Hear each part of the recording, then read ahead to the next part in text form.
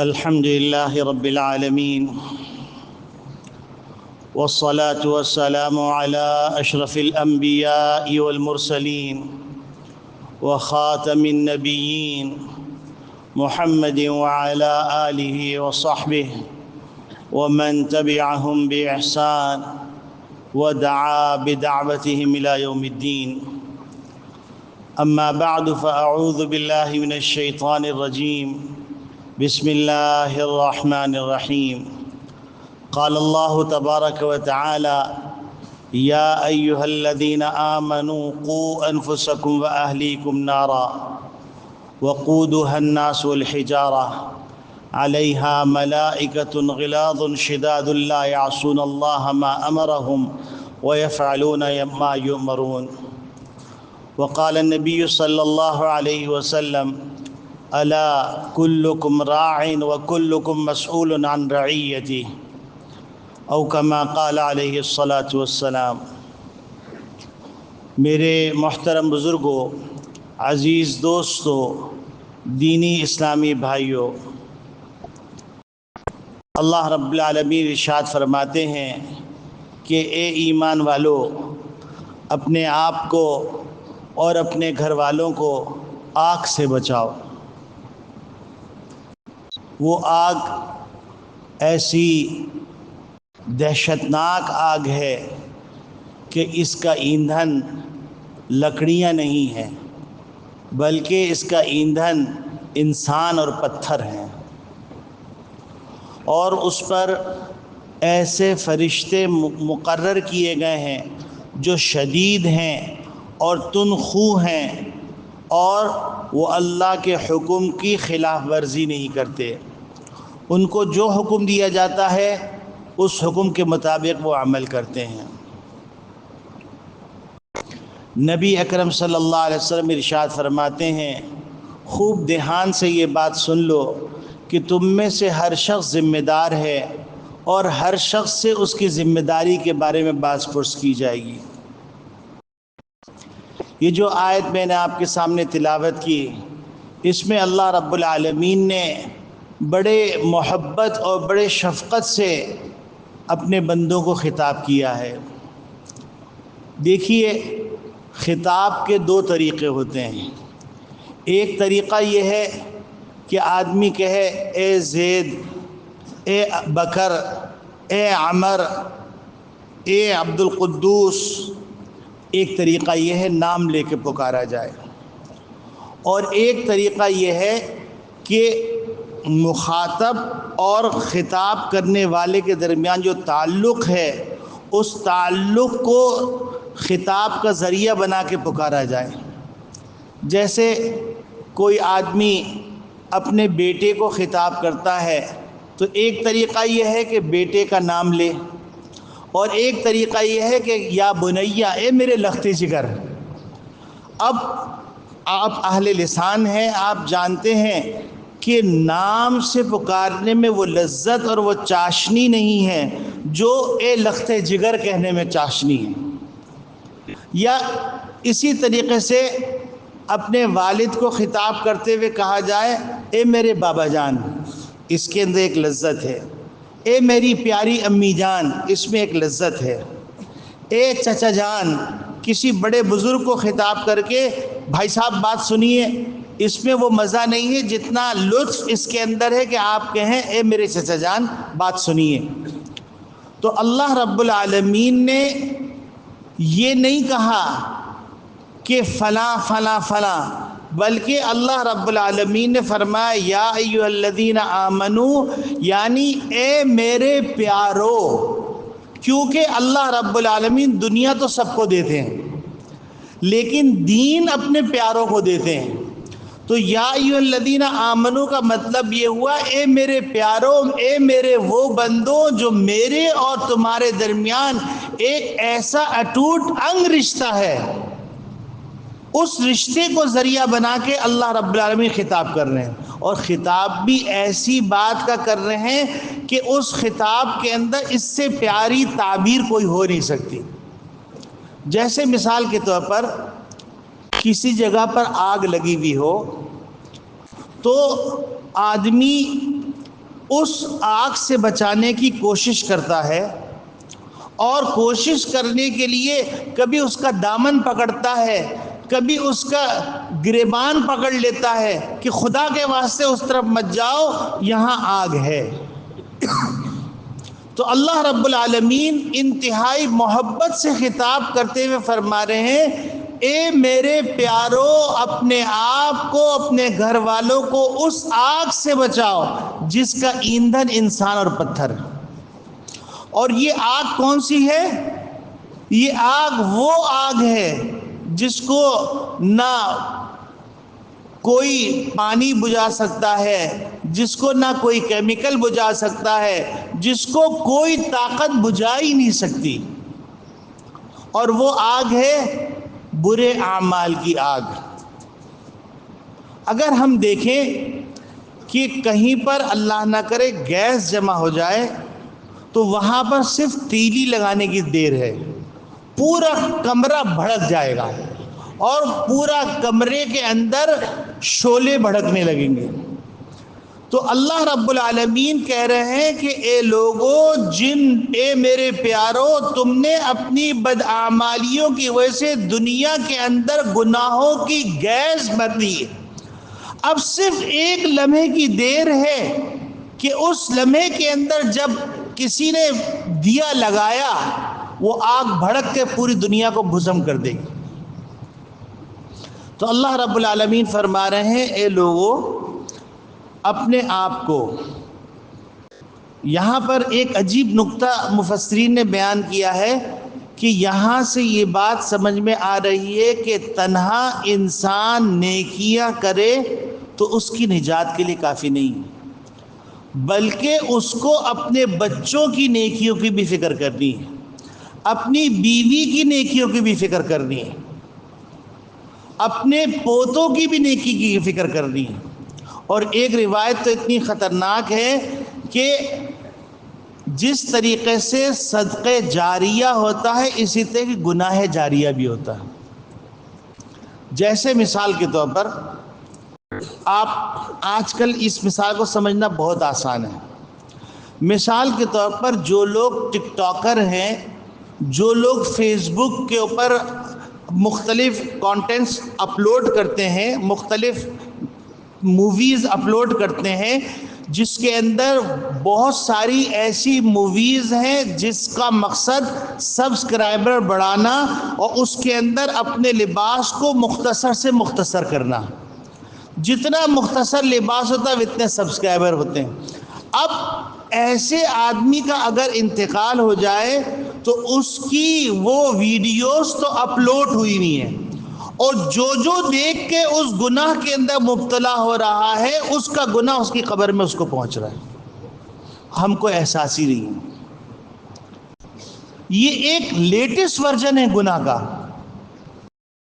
اور easy money ہونے کی وجہ سے ہر آدمی اس طرف بھاگا جا رہا ہے، حتیٰ کہ اسلام نے انسان کی پرائیویسی کو بڑی اہمیت دی ہے۔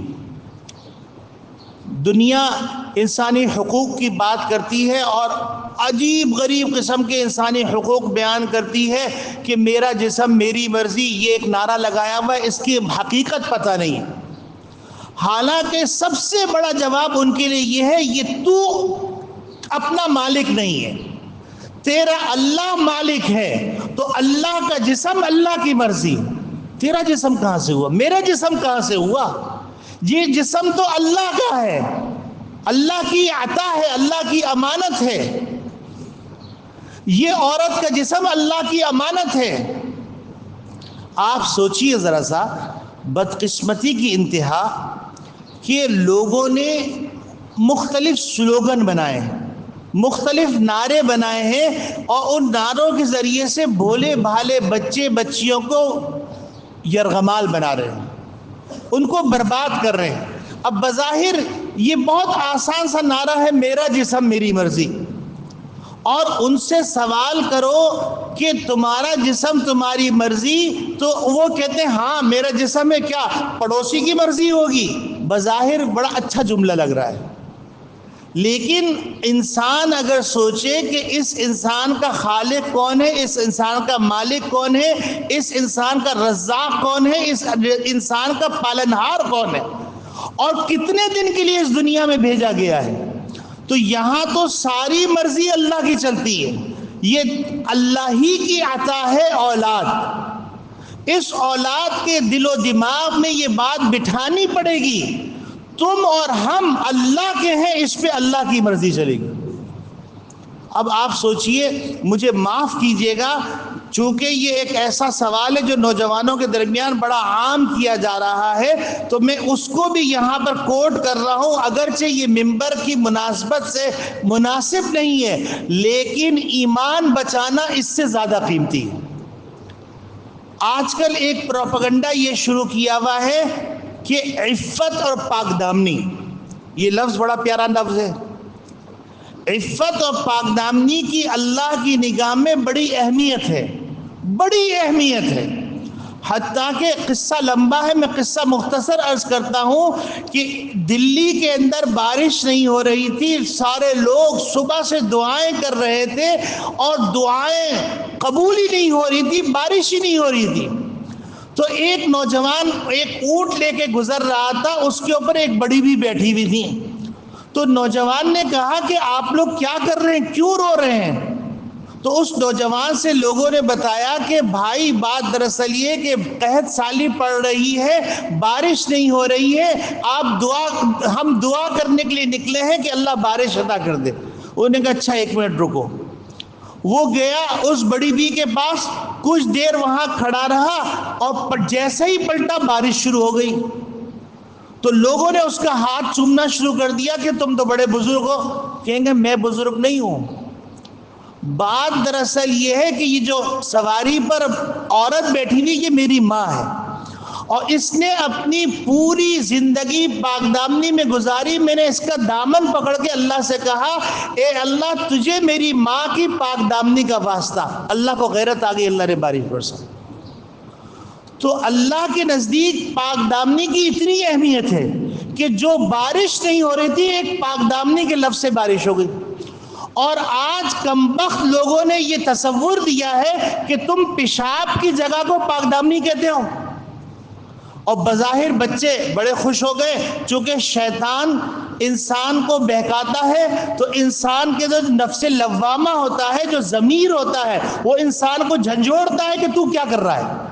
تو انسان تڑپتا ہے، اور وہ تڑپن ایسی ہوتی جو کسی کو نظر نہیں آتی. تو اب یہ ایک جملہ پھیلا دیا کہ کیا پیشاب کی جگہ کو آپ پاک دامنی کہہ رہے ہیں. میرے عزیزوں یہ تمام وجود اللہ کا ہے. اللہ جس کو پاک کہ ہے وہ پاک ہے، جس کو ناپاک کہ ہے وہ ناپاک ہے. میں اور تم کون فیصلہ کرنے والے؟ میں اور تم کون فیصلہ کرنے والے؟ اللہ نے بے کو، تجارت کو حلال کیا ہے، اور اللہ رب العالمین نے سود کو حرام کیا ہے. میں اور تم کون ہو سکتے ہیں کہ دونوں کو مکس کریں؟ اللہ نے شادی کو حلال کیا ہے اور زنا کو حرام کیا ہے. نکاح کے ذریعے سے جو تعلق قائم ہوتا ہے وہ عبادت ہے، اور زنا کے ذریعے سے جو تعلق قائم ہوتا ہے وہ گناہ ترین گناہ، سخت ترین گناہ. ایسے خواہ خواہ کو مختلف قسم کے سلوگن بنا کر بچوں کو بہکایا جا رہا ہے. اچھا بدقسمتی کیا ہوئی؟ بدقسمتی یہ ہوئی کہ ہم نے اپنے بچوں کے لباس کی فکر کی، اپنے بچوں کے کھانے کی فکر کی، اپنے بچوں کے کیریئر کی فکر کی، لیکن اپنے بچوں کے ایمان کی فکر نہیں کی. جس کا نتیجہ کیا ہوا؟ ایک آدمی آیا ایک بزرگ کے پاس اور کہنے لگا کہ اللہ نے بڑا کرم کر دیا، اللہ نے بڑا کرم کر دیا، میرے بچے کے پاس گاڑی بھی آ گئی، میرے بچے کا بنگلہ بھی بن گیا، میرے بچے کی اچھی جاب بھی ہو گئی، میرے بچے کا اچھا کیریئر بھی ہو گیا، میرے بچے کو اچھا گریڈ بھی مل گیا، بس تھوڑا سا بے دین ہو گیا ہے. تو وہ بزرگ فرمانے لگے میاں تم اتنی آسانی سے کہہ رہے ہو کہ میرا بچہ بے دین ہو گیا، اس کی ساری چیزیں ایک طرف، اس کا بے دین ہونا ایک طرف. آج معاشرے کے اندر بچے اچھی انگلش بولیں. میرے عزیزوں، میں کسی زبان کا مخالف نہیں ہوں، لیکن یاد رکھیے زبان علم نہیں ہے، زبان تخاطب کا ایک ذریعہ ہے. لیکن ہم ذہنی طور پہ غلام ہو گئے.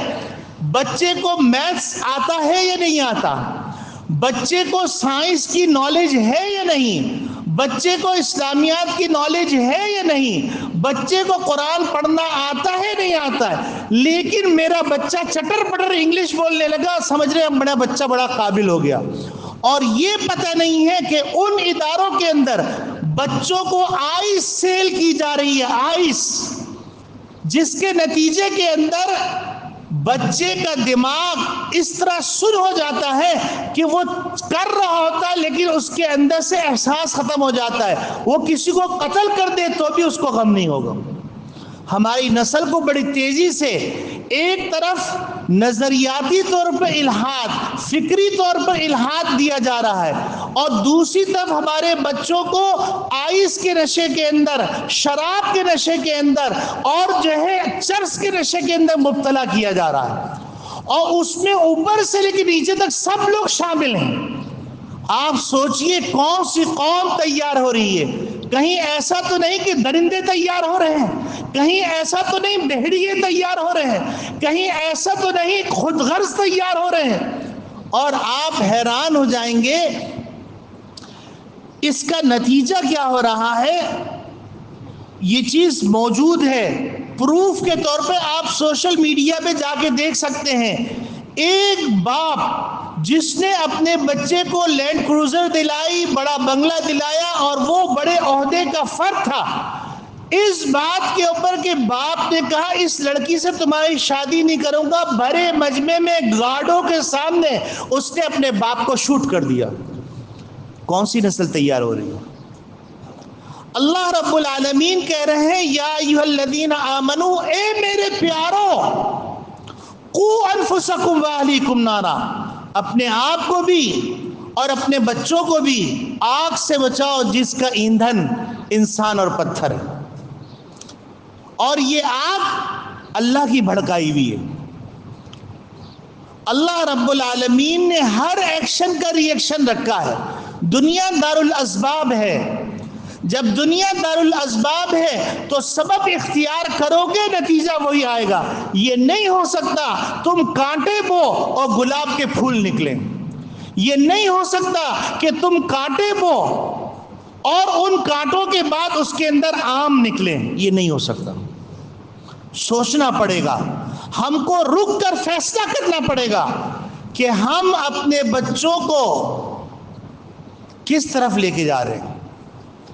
ہم اپنے بچوں کو جو ایجوکیشن دے رہے ہیں، اچھا آج کل ایک بدقسمتی یہ ہو گئی، اب تعلیم سے سروکاری نہیں رہا، کیونکہ تعلیمی یافتہ ڈگری لے کے پھر رہے ہیں، اور ٹک ٹاکر کروڑ پتی بن رہے ہیں، ولاگر کروڑ پتی بن رہے ہیں، اور جتنی زیادہ بیہودہ کانٹینٹ اپلوڈ کر رہے ہیں اتنے زیادہ سبسکرائبر ہیں.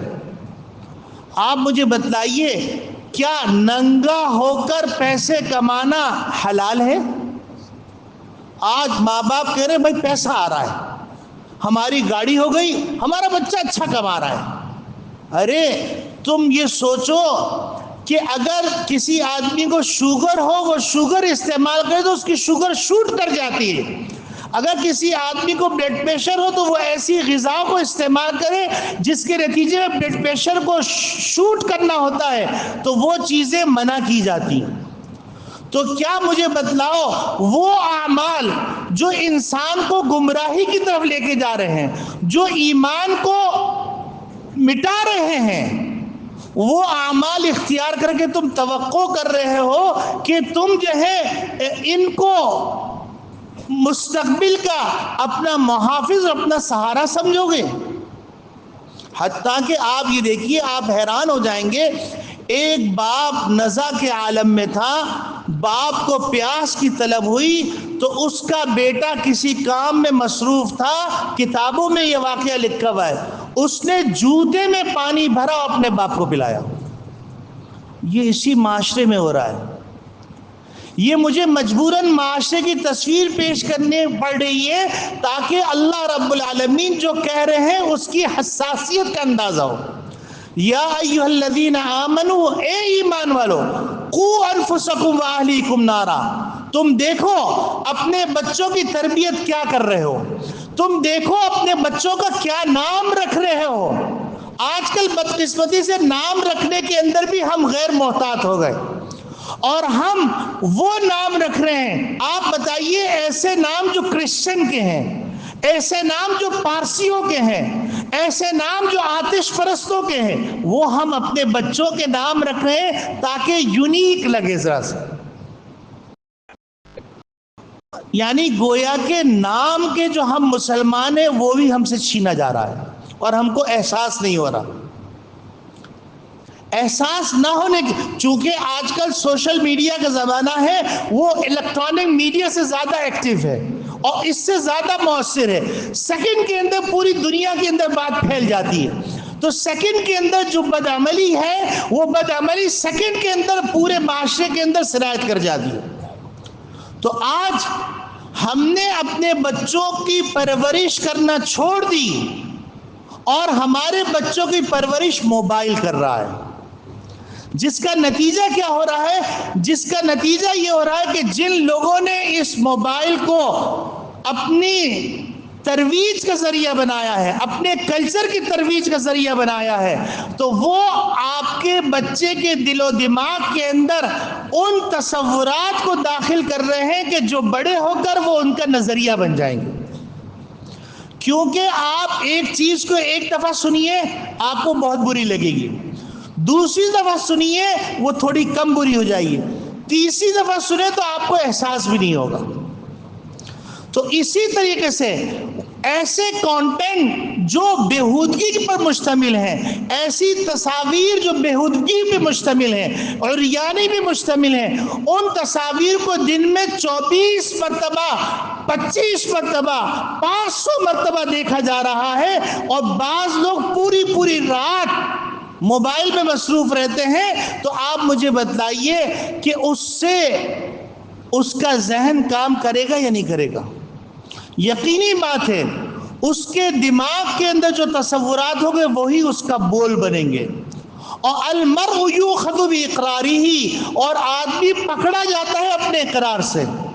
تو جب وہ کفریہ کلمات کہے گا اور اب اس کی گیدرنگ بھی ایسے لوگوں کی ہوگی جو لوگ تربیت پا رہے ہیں ماں کی گود میں نہیں، جو لوگ تربیت پا رہے ہیں قرآن کے ماحول میں نہیں، جو لوگ تربیت پا رہے ہیں دین کے ماحول میں نہیں، وہ تربیت پا رہے ہیں انسانی ماحول میں بھی نہیں بلکہ الیکٹرانک ماحول کے اندر۔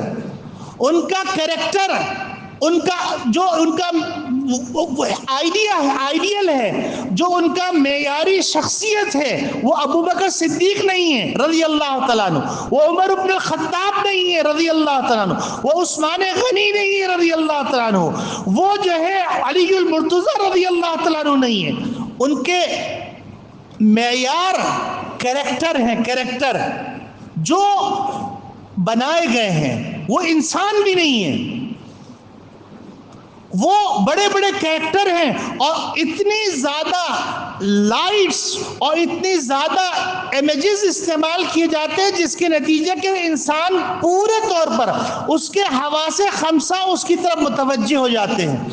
وہ بات جو آپ صرف آنکھ سے سنیں، یعنی آنکھ سے دیکھ رہے سن نہیں رہے، تو اس بات کا کوئی اثر نہیں ہوگا۔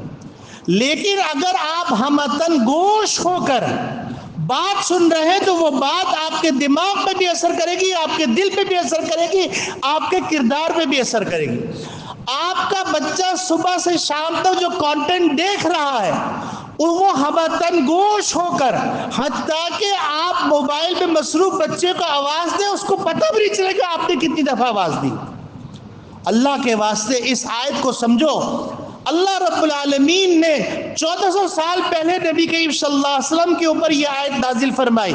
یہ آیت ایسا لگ رہا ہے آج کے لوگوں کو، آج کے ماں باپ کو جھنجھوڑ کے کہہ رہی ہے کہ تمہارا اللہ کہہ رہا ہے اے میرے پیارو، اپنے آپ کو، اپنے بچوں کو اس آگ سے بچاؤ جس کا ایندھن پتھر اور انسان ہے، اور اس پہ جو فرشتے مقرر ہیں وہ فرشتے ایسے نہیں کہ اللہ کی نافرمانی کریں گے. رشوت سے کام چل جائے گا، عہدے سے کام چل جائے گا، منصب سے کام چل جائے گا، رشتہ داری سے کام چل جائے گا، ایسے نہیں ہے. لا یعصون اللہ ما امرہم، وہ اللہ کی نافرمانی نہیں کرتے. اللہ رب العالمین اس فکر کو سمجھنے کی توفیق عطا فرمائے اور اس کے مطابق ہمیں اپنی زندگی ڈھالنے کی توفیق عطا فرمائے. ابھی رمضان مبارک آ رہا ہے، چند لمحات رہ گئے ہیں. ابھی سے ہم بچوں کا ذہن بنائیں کہ باجماعت نماز پڑھنی ہے، قرآن کی تلاوت کرنی ہے. یہ اللہ نے مہینہ دیا ہی اس لیے ہے تاکہ 11 مہینے جو غفلت میں گزرے ہیں، ایک مہینے تمہاری گرومنگ ہو جائے، تمہاری تربیت ہو جائے. بچوں کو اپنے ساتھ مسجد لے کے آئیے، تراویح میں شریک کروائیے، اپنے ساتھ بٹھا کر قرآن شریف پڑھیے، اس کو قرآن شریف دے دیجئے. وہ نہ پڑھے کوئی بات نہیں، قرآن شریف کو دیکھتا رہے، اس کے نزدیک قرآن کی اہمیت ہوگی. ایسے بچے ہیں جن کے ماں باپ قرآن پڑھتے ہیں، وہ 3 سال کے بچے ہیں، قرآن بیٹھے ہوئے توتلے انداز سے اپنا پڑھ رہے ہیں، حالانکہ وہ قرآن نہیں پڑھ رہے. لیکن بچہ حکم کے ذریعے سے سیکھتا نہیں ہے، پریکٹیکل کے ذریعے سے سیکھتا ہے. اگر آپ کتاب کا مطالعہ کریں گے، آپ کے بچے کے دل میں کتاب کا شوق پیدا ہوگا، اور اگر آپ قرآن پڑھیں گے تو بچے کے دل میں قرآن کا شوق پیدا ہوگا. اگر نماز پڑھیں گے، بچے کے دل میں نماز کا شوق. آپ دیکھیے جن گھروں میں نماز کا ماحول ہے ان گھروں کے اندر چھوٹا بچہ نماز پڑھنا نہیں آتا لیکن وہ رکوع کرتا ہے، سجدہ کرتا ہے. اور جن گھروں میں یہ ماحول نہیں ہے تو ان گھروں میں بچیاں ٹھمکے لگاتی ہیں، بچے ٹھمکے لگاتے ہیں، اور ماں باپ، دادی دادا فخر سے خاندان والوں کے سامنے پیش کرتے، دیکھیں کتنی اچھی طرح ڈانس کر رہا ہے. کیا ہم لوگ رقاصہ کی اولاد ہے؟ اللہ نہ کرے. کیا آپ مجھے بتلائیے طوائف کی اولاد ہے کہ اللہ نہ کرے ہم؟ لیکن اس چیز کو میڈیا کے ذریعے سے اتنا پروموٹ کیا گیا. آج برقع پہننے والی عورت کو فرسودہ سمجھا جاتا ہے، ناچنے والی، تھرکنے والی، جھوٹے عشق کا دعویٰ کرنے والی اور برہنہ رہنے والی وہ آئیڈیل ہے، اور اس کے مطابق فیشن ڈیزائن ہوتے ہیں. اللہ رب العالمین ہم سب کو احساس پیدا فرمائے. وآخر دعوانا ان الحمدللہ رب العالمین.